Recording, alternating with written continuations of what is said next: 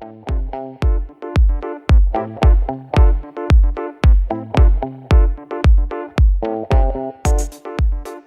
you're listening to Abstract AF and I'm Sneha Jaiswal.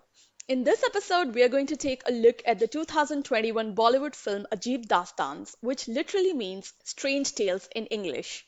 It's currently streaming on Netflix and is actually a compilation of four short films directed by four different filmmakers. But funnily enough, none of them live up to the tag of strange tales.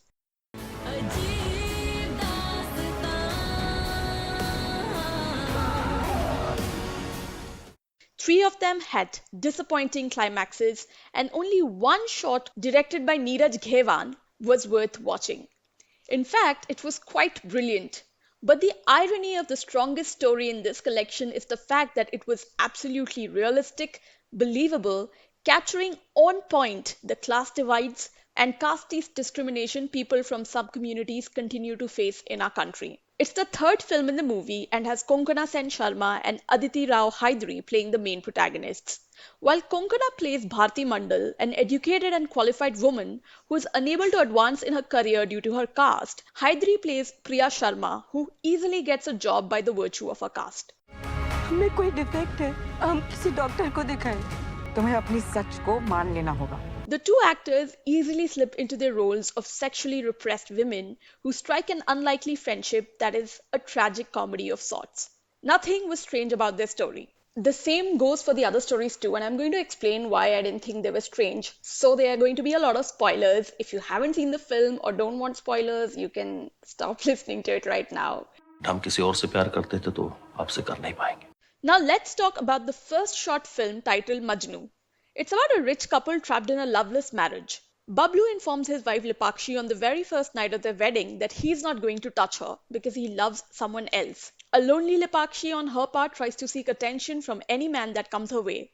Although an aloof Bablu ensures that he tortures the men who try to touch his spouse. The same spouse that he has absolutely no interest in because male ego and pride, of course. Again, nothing was strange about the story for the first 75%. We have seen this story so many times on screen. A couple stuck in an arranged marriage where one of them finally cheats on the other, leading to the climax. In this story too, Lipakshi falls for the son of Bablu's driver Raj, a dashing educated man who is appointed to take care of his finances. Lipakshi plots to run away with him. However, in the end, Bablu reveals that he is attracted to men and claims that he is also in love with Raj. Honestly, the more I think about the story, the more it infuriates me because Bablu's character was just a way to cheat and shock the viewers in the end. The director shows absolutely no sign that Bablu may have more than a platonic interest in Raj. Either that or the actor playing Bablu fails to play it right. Do not get me wrong. I appreciate the fact that the director does not play into stereotypes by showing us a gay character who is effeminate. On the contrary, however, it makes one wonder what was supposed to be the strange bit in the story. Because except for Bablu's sexuality, nothing comes as a surprise in the story. So is being gay supposed to be strange? I mean, that's not a nice way to cast light on the LGBTQ community now, is it? In a country where the community is struggling to gain visibility and positive limelight, one wonders what kind of a message the filmmakers were trying to send across. I'm not saying they cannot show what they want, it just seemed to be in bad taste for me. Or maybe I'm overthinking it as a viewer, but that doesn't change the fact that this short film was neither strange and had a very disappointing climax. The second film, titled Khilona, directed by Raj Mehta, is about a house help who starts working in the house of a lecherous rich man in the hopes that he can help restore her illegal electricity connection. She has an impish little sister who she absolutely dotes upon and wants electricity so that the little kid can watch television at home. If there was anything strange about this film, it was the cast. Nusrat Bharucha was not convincing at all as a poor street-smart young woman Minal who does domestic work.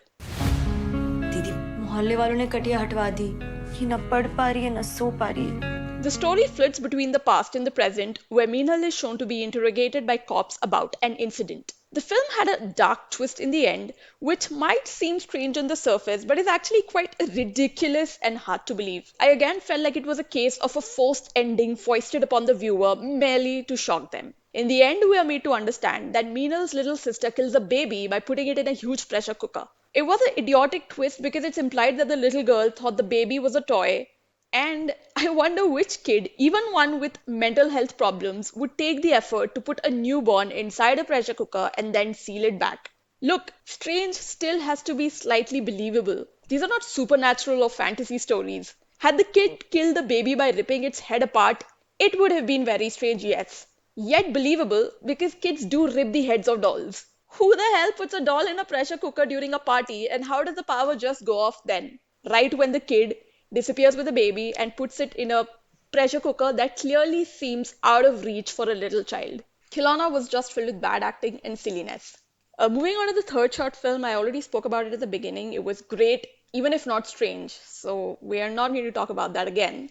Instead, let's talk about the last short film, titled Ankahi, directed by Kayose Irani. Again, in this one, we see a couple that is having issues in their marriage. Shafali Shah plays Natasha, mother to a deaf teen. I don't have time to learn the sign language. Sign language is her only language, Ron. Natasha is frustrated with the fact that her husband makes no effort to learn the sign language. He claims he's too busy with work, and considering the size of the Mumbai flat they live in, one can absolutely understand. Coincidentally, Natasha bumps into a handsome deaf photographer at an art exhibition, and the two hit it off. This story was filled with old school sentimental stuff. For example, the deaf photographer says he voluntarily chose not to use an implant that would have helped him hear because people apparently always lie to him. He says he prefers sign language because then they cannot lie with their eyes. Like, seriously? Either this deaf guy is a super privileged rich person who never has to walk on the streets, or just dumb. There could have been a third possibility that he's tired of life and just doesn't care about interacting with humans anymore, but going by his cheerful attitude in the film, that did not seem to be the case. It almost felt like the makers unintentionally trivialize hearing disability. If not that, they at least seem to romanticize it unfairly. This short film could have been a nice 2-minute romantic poem, but an almost 30-minute long film was quite disappointing. Natasha has a brief affair with the photographer and things predictably end between them. The viewer is only left to wonder, again, what was supposed to be strange.